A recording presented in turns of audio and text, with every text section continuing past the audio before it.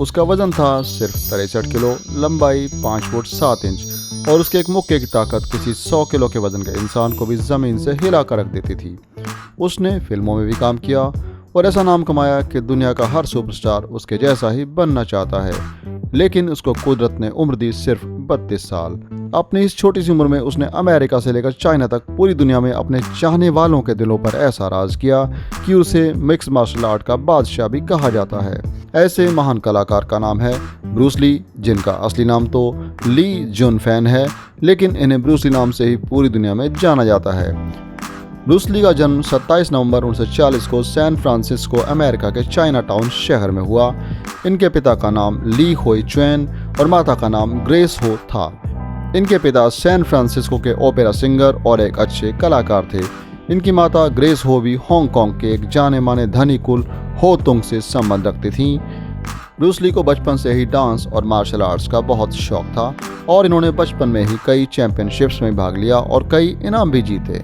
यह पढ़ाई में ज़्यादा तेज नहीं थे, या यह कहे कि इनका मन भी पढ़ाई में ज़्यादा नहीं लगता था, तो यह भी गलत न होगा। जन्म के कुछ समय बाद ही यह अपने परिवार के साथ हांगकांग में आ गए और इनका आरंभिक जीवन यहीं पर गुजरा। आगे चलकर ब्रूस ली एक ऐसे महान कलाकार बनकर उभरे कि उन्हें एक साथ कई तरह की कलाओं का माहिर माना गया।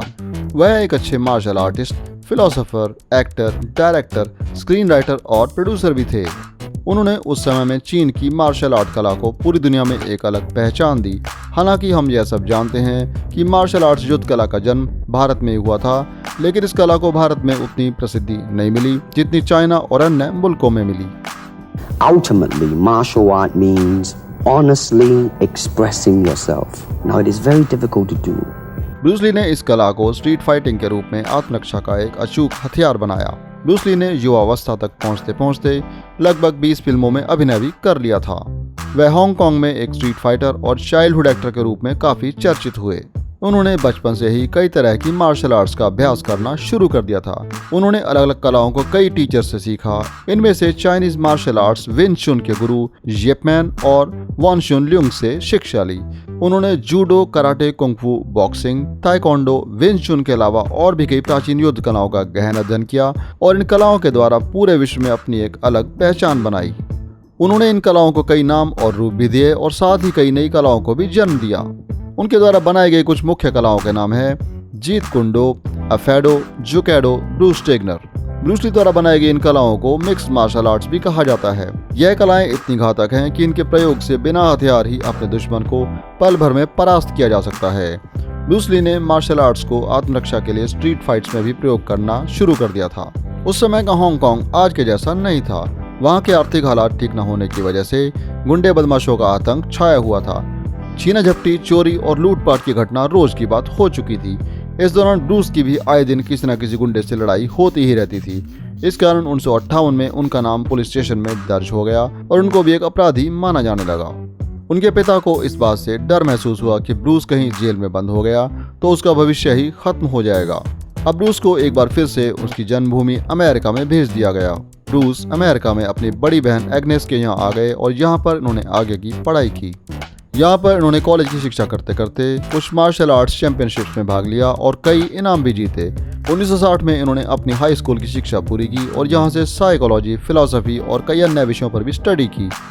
यहाँ पर सियाटल नामक स्थान पर इन्होंने ली जुन फैंग कुंग फू इंस्टीट्यूट के नाम से अपना पहला मार्शल आर्ट्स ट्रेनिंग स्कूल खोल लिया और लोगों को ट्रेनिंग देने लगे। ब्रूस ली ने फ्री स्टाइल फाइटिंग चैलेंज को भी स्वीकार किया, जिसके अनुसार उन्होंने यह ऐलान किया था कि कोई भी व्यक्ति जो कि बिना हथियार के किसी भी युद्ध कला में उनसे लड़ना चाहता हो, वह कभी भी उनसे युद्ध करने के लिए मिल सकता था। और ब्रूस ली अपने जीवन काल में इस फाइट चैलेंज में कभी भी किसी से हारे नहीं, हमेशा विजेता ही रहे। उनके शरीर में चीते के समान गजब की फुर्ती थी। वह अपने सामने खड़े खिलाड़ी को मौका ही नहीं देते थे कि वह उनको वार कर सके। इस दौरान ब्रूस ली ने अपने स्कूल में यूनिवर्सिटी ऑफ वाशिंगटन के स्टूडेंट्स को भी मार्शल आर्ट सिखाना शुरू कर दिया था। इस बात से चीन के लोग नाराज भी होने लगे थे कि चीन की प्राचीन कला को ब्रूस हर व्यक्ति को सिखा रहे हैं, जबकि कुंग फू की कला को तो केवल चीन के लोगों को शाओलिन के मंदिरों में ही सिखाया जाता था।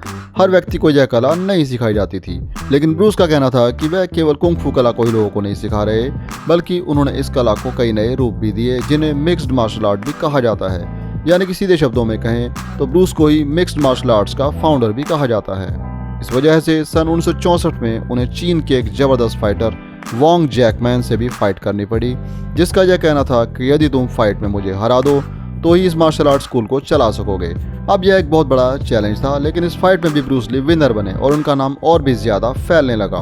ब्रूस ली ने सन 1964 में अमेरिका में ही लिंडा नामक एक युवती से शादी की, जो कि अमेरिका की मूल निवासी थी। इनके यहाँ 2 बच्चों ने जन्म लिया। इनके बेटे का नाम ब्रैंडन ली और बेटी का नाम शानन ली है। इनका बेटा भी इनकी तरह से मार्शल आर्टिस्ट और फिल्म एक्टर बना, लेकिन सन 1992 में एक फिल्म की शूटिंग के दौरान गोली लगने से उनकी अचानक मौत हो गई। इनकी बेटी शानन ली भी अपने पिता की तरह मार्शल आर्टिस्ट और फिल्म एक्टर बनी। इन्होंने कई हॉलीवुड एक्शन फिल्म्स में काम किया। आज भी करोड़ों लोग इंस्टाग्राम पर इनको इनके पिता की वजह से फॉलो करते हैं। ब्रूस एक अच्छे कलाकार होने के साथ साथ एक दार्शनिक भी थे। वह किताबें पढ़ने के बहुत शौकीन थे। साथ ही ब्रूस अच्छे डांसर और पेंटर भी थे।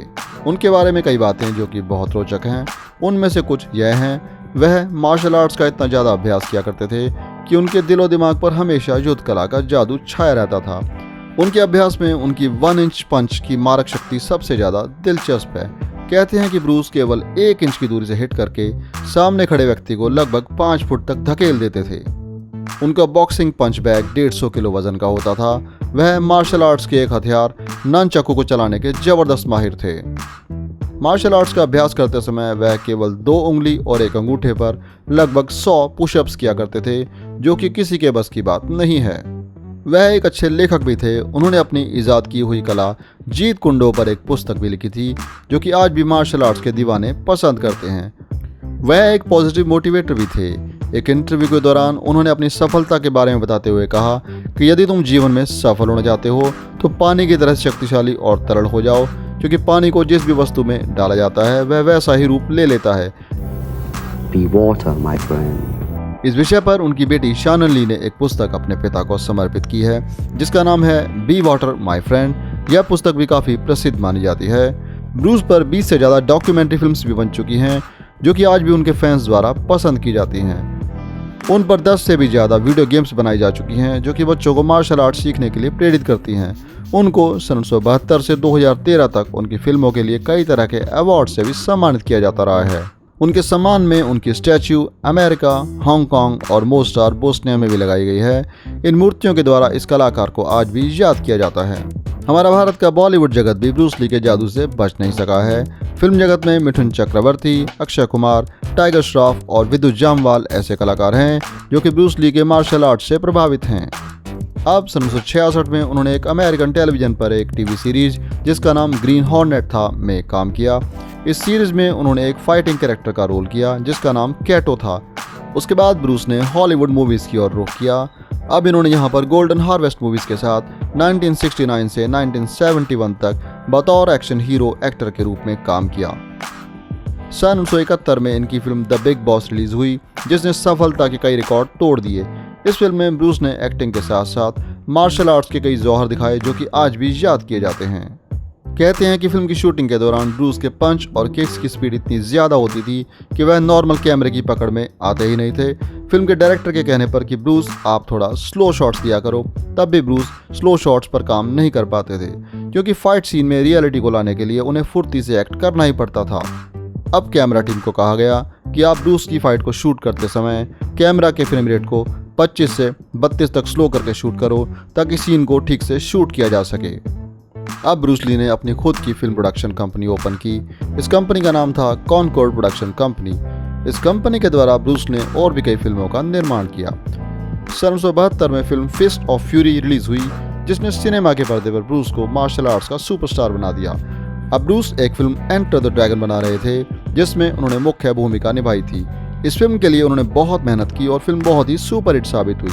लेकिन अपनी इस सफल फिल्म को देखने से पहले ही ब्रूस इस दुनिया को अचानक अलविदा कह गया।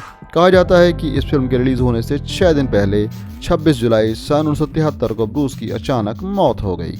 उनकी मौत के बारे में कई प्रकार की अटकलें भी लगाई जाती रही हैं और ब्रूस के जीवन पर कई तरह की डॉक्यूमेंट्री फिल्म्स भी बन चुकी हैं। लेकिन सबसे ज़्यादा एक ही बात कही जाती है कि उनकी मौत सरदर्द के दौरान एक गोली खाकर सो जाने के दौरान हुई।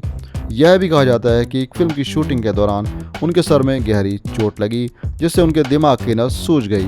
वेनस अक्सर दर्द किया करती थी और ब्रूस दर्द को कम करने के लिए पेन किलर दवा का सहारा लेते थे। लेकिन उस दिन ब्रूस गोली खाने के बाद एक होटल के कमरे में सोने के लिए गए और फिर दोबारा उस नींद से कभी भी जाग नहीं सके। ब्रूस ली एकमात्र ऐसे कलाकार रहे हैं जिन्होंने बहुत ही कम समय में सिर्फ 32 साल की आयु में इतना नाम कमाया और मार्शल आर्ट्स के ऐसे बेताज बादशाह बने कि न केवल चाइना बल्कि पूरे विश्व में अपनी कला से ऐसा जादू चलाया जिसका असर आज भी देखने को मिलता है। ब्रूस ली का मार्शल आर्ट्स और फिल्म जगत के लिए किया गया योगदान सदा के लिए याद रखा जाएगा।